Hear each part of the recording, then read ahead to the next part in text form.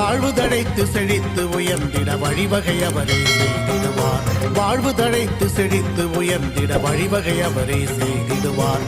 புலியரை நோக்கி புறப்படுவோம், நம் கருப்பனின் அருளை தினம் பெறுவோம்.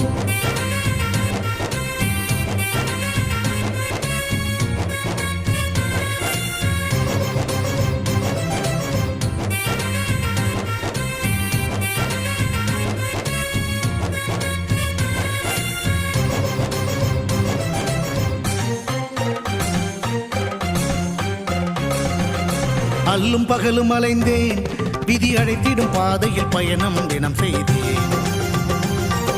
கண்ணீரே சுமந்தேன், பல துன்பங்கள் சுமப்பதை வாழ்க்கை என நினைத்தேன். இன்பம் என்றால் அது என்னவென்று கனவிலும் கூட கண்டதில்லை. எரிமலை பிழம்பில் நீந்துவதே பிறவி பயன் என நான்